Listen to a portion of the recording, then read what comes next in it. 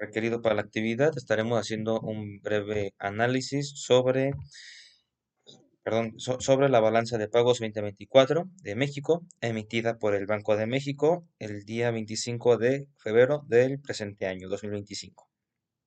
Entonces, bien, en la cuenta corriente como tal podemos visualizar un déficit del 0,3% del Producto Interno Bruto, que se traduce en 5.986 millones de dólares.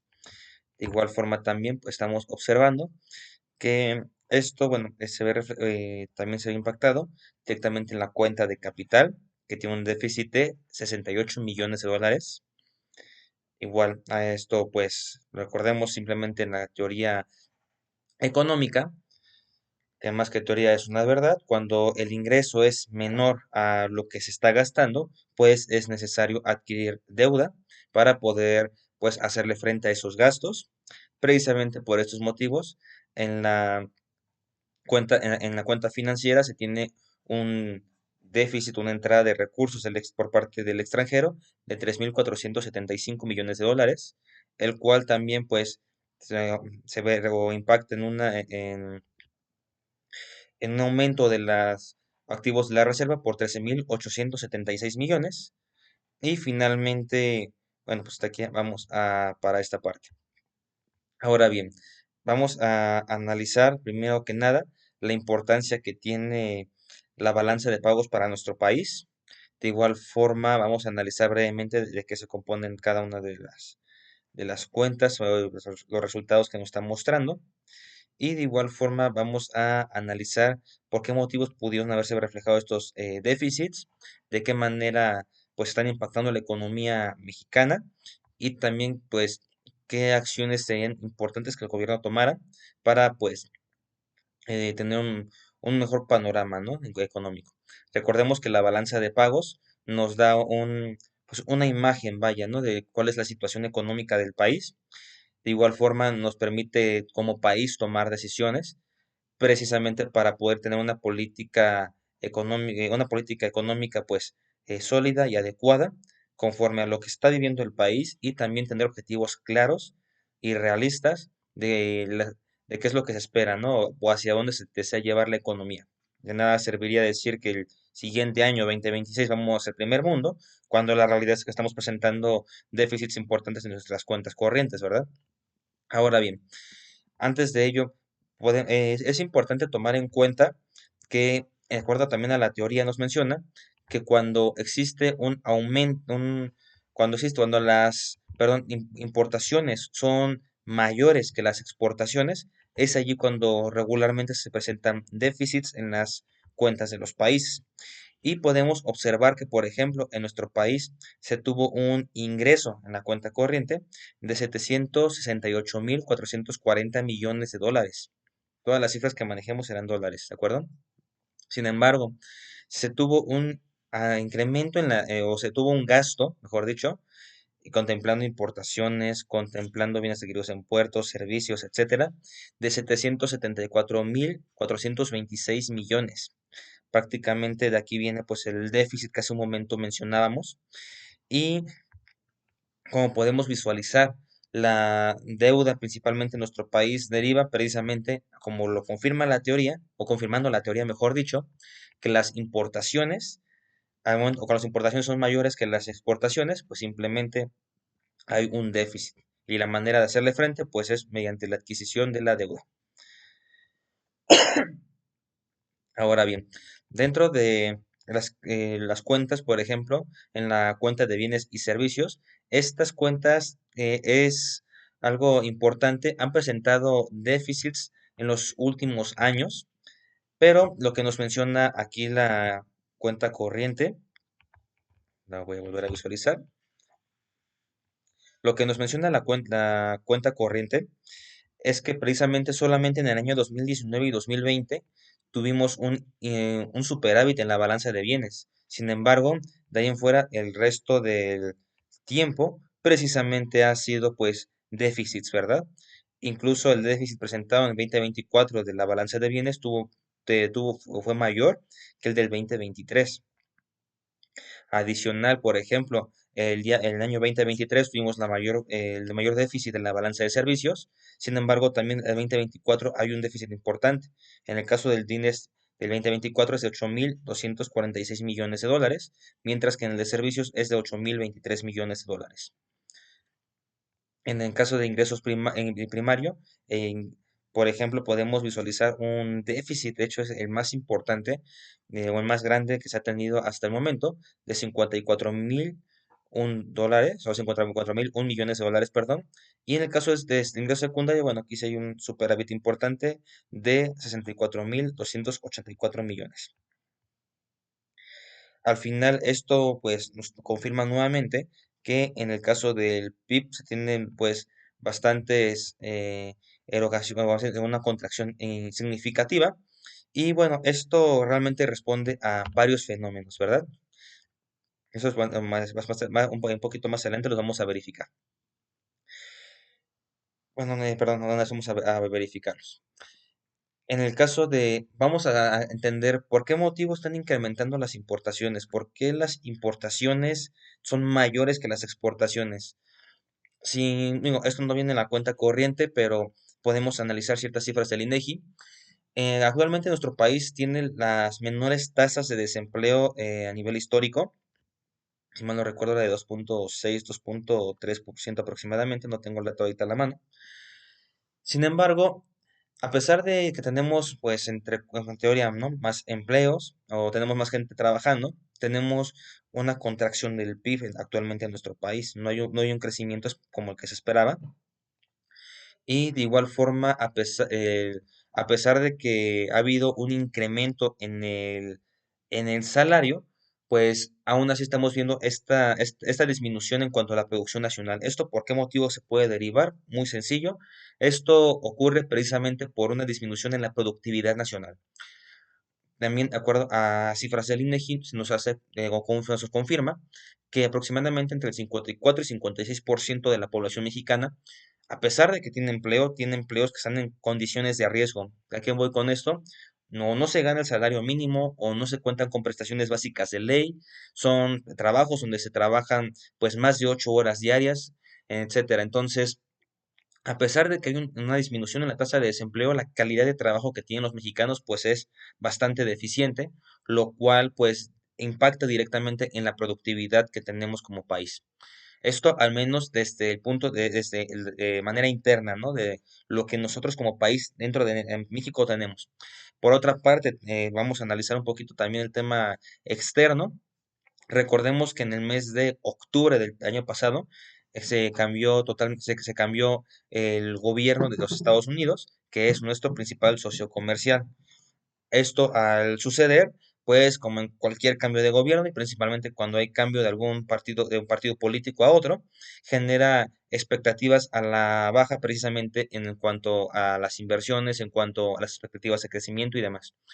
Esto, pues, o estas expectativas, o esta incertidumbre financiera, mejor dicho, pues provoca que ciertas monedas se puedan depreciar o apreciar dependiendo, ¿no?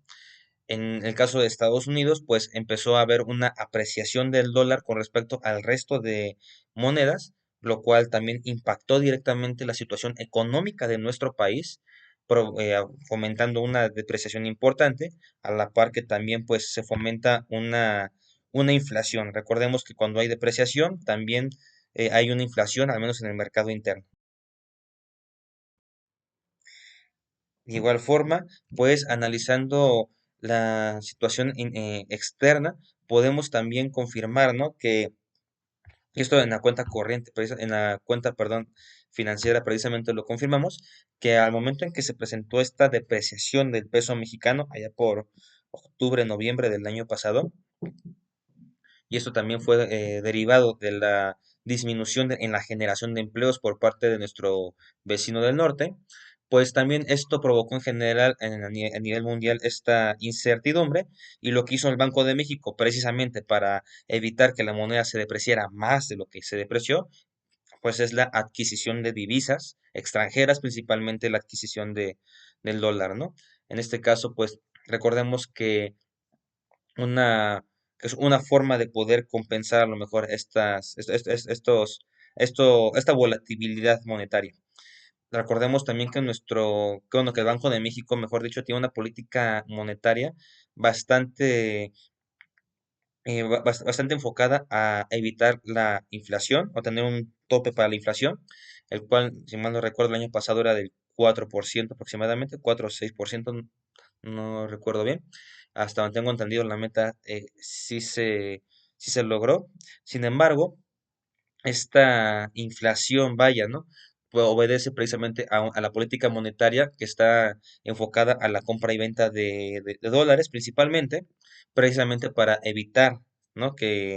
Pues, el, ¿cómo para evitar una depreciación, una mayor inflación. Al mismo tiempo también, nuestra política monetaria está enfocada a disminuir las tasas de interés o aumentarlas dependiendo que se espera precisamente por parte del Banco de México, para que de esa manera pues se pueda, pues vaya, ¿no? Mitigar el impacto de la inflación de acuerdo a los fenómenos que en general que se desenvuelven en el extranjero.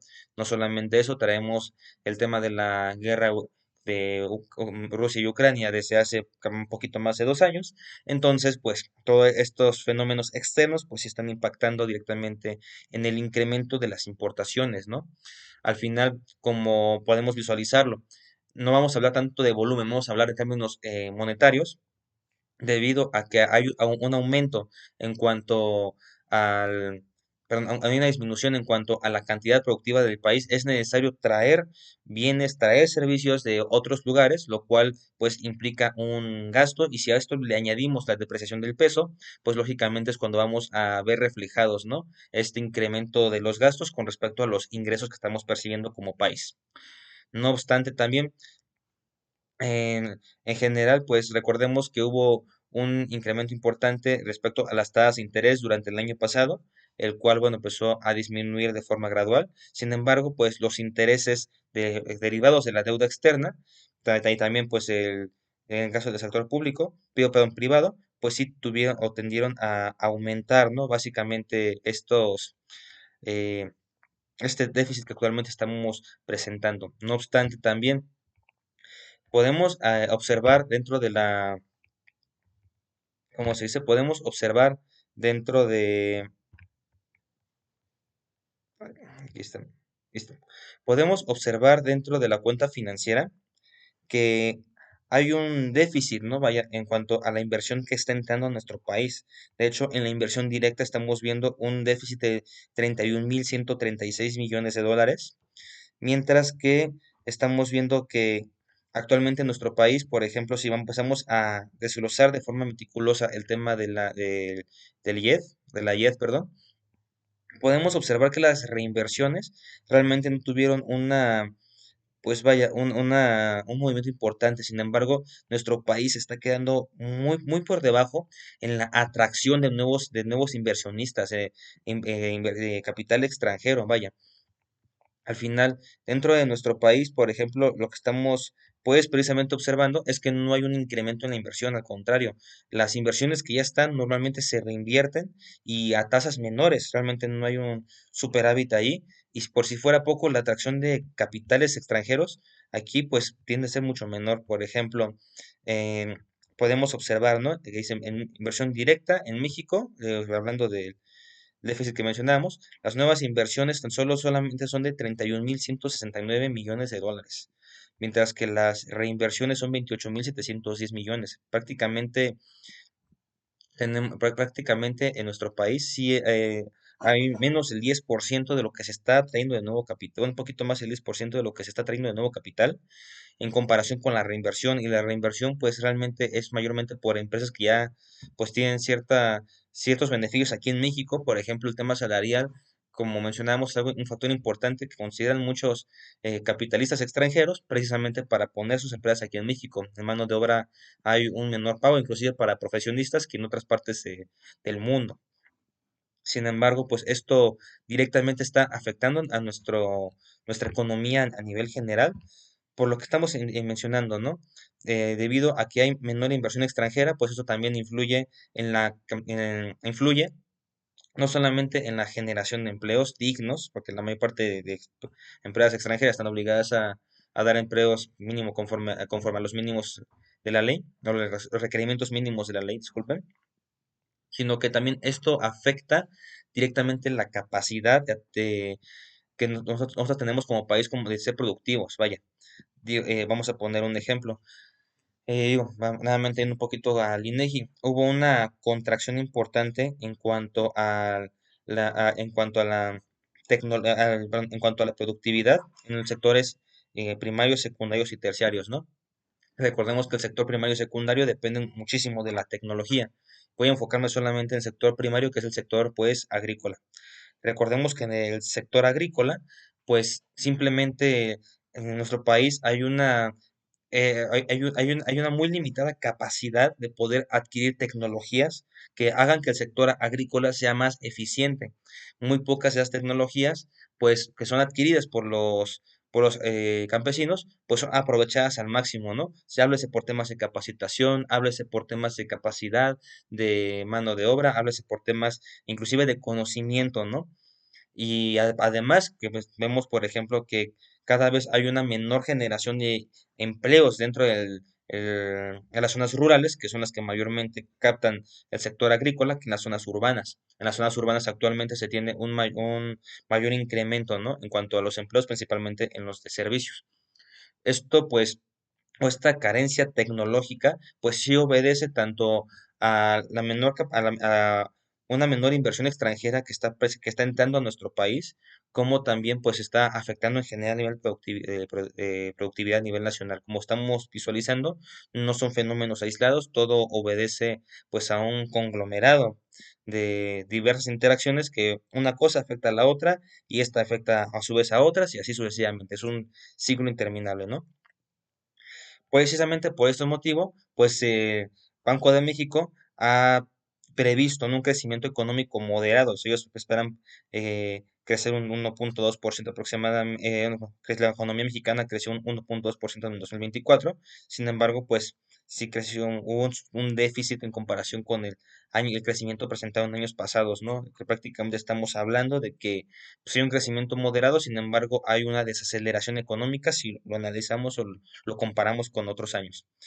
De igual forma, pues esto también, y bueno, añadiendo que este año, ¿no? Desde febrero tenemos la amenaza por parte de Donald Trump respecto a los aranceles, pues también aumenta la volatilidad del tipo de cambio, eso también pues afecta nuestra competitividad y poder adquisitivo y también a su vez pues tiene una cierta afectación en cuanto a la situación económica del país, en cuanto a la balance de pagos y simplemente tan solo vamos a analizarlo así, si aumenta se aumentan los aranceles, nuevamente nuestras exportaciones estarían disminuyendo y muy posiblemente también las importaciones tengan que verse aumentadas.